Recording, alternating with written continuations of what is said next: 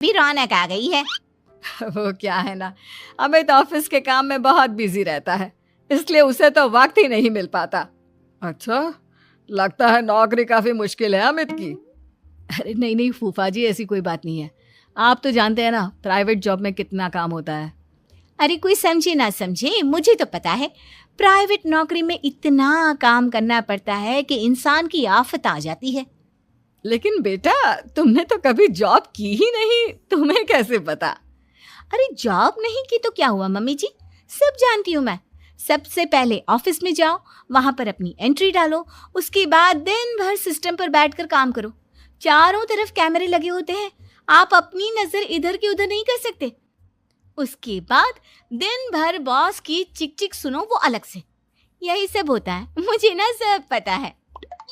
अरे बहू रानी तो काफी इंटेलिजेंट है, हर बात की खबर है इसको।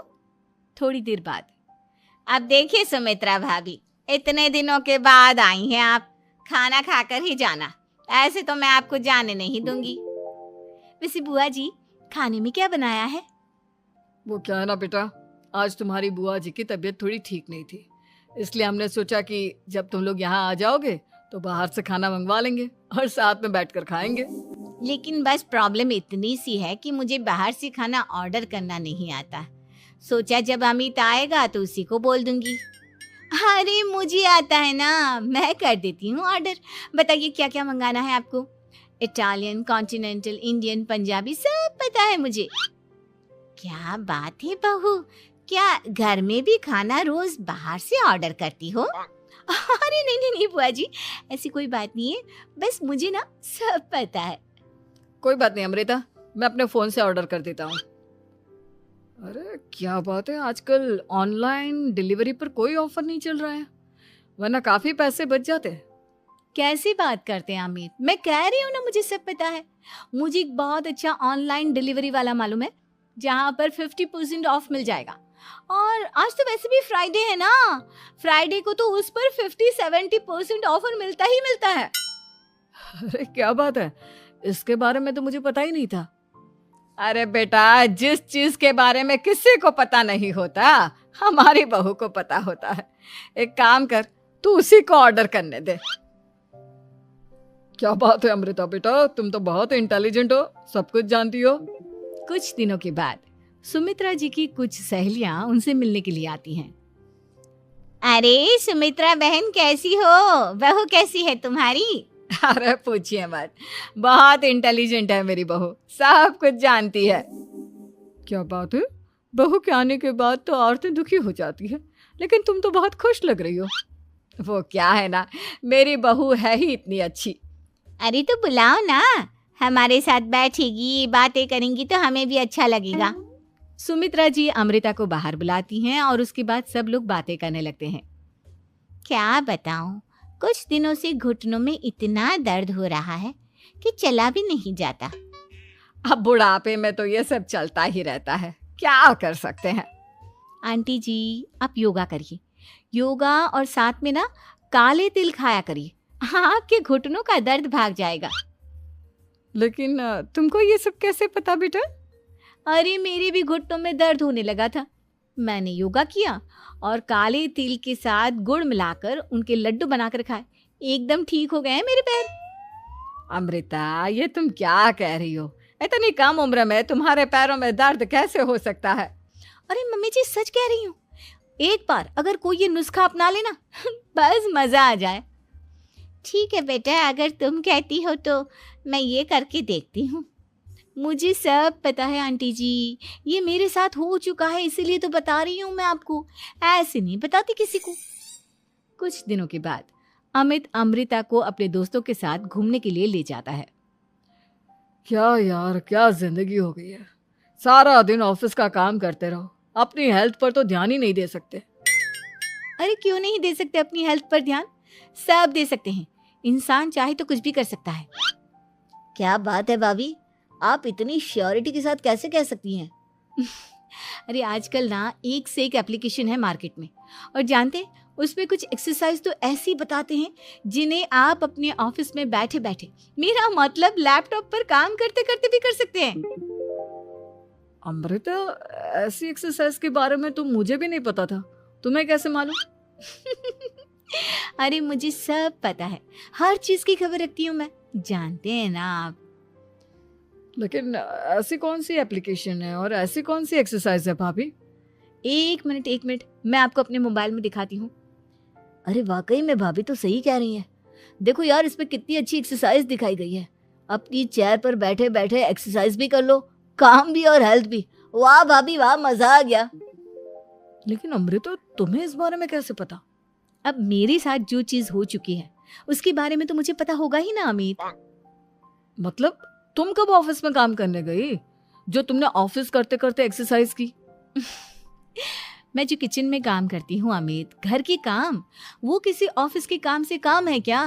बस मैं भी वो सब करते करते इनमें से कुछ एक्सरसाइज ट्राई कर लेती हूँ, इसीलिए मुझे सब पता है। सही है यार, तुम तो बहुत इंटेलिजेंट हो। कुछ दिनों के बाद, ये क्या है? एक दोस्त ने मेरे साथ एक मजाक किया है, लेकिन समझ में ही नहीं आ रहा। अरे बेटा, तो अमृता से पूछ लेना, उसके पास कोई ना कोई जवाब जरूर होगा। ठीक कहती है मम्मी जी, मैं सब जानती हूँ। लेकिन अमृता, ये थोड़ा मुश्किल है, सोच लो। मेरे लिए कुछ भी मुश्किल नहीं, दुनिया की कोई भी पहेली हो मैं चुटकी में सॉल्व कर लेती हूँ।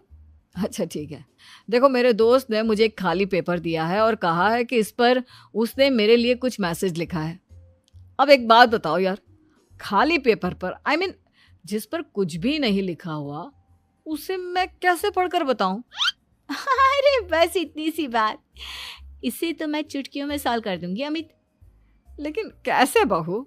इस पेपर पर तो वाकई में कुछ नहीं लिखा हुआ, एकदम खाली पेपर है, कैसे, क्या पढ़ोगी तुम?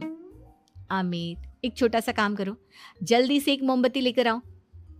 अरे बहू, पेपर में आग लगाने का इरादा है क्या? नहीं मम्मी जी, इस पेपर पर अमित के दोस्त का लिखा हुआ मैसेज पढ़ने का इरादा है।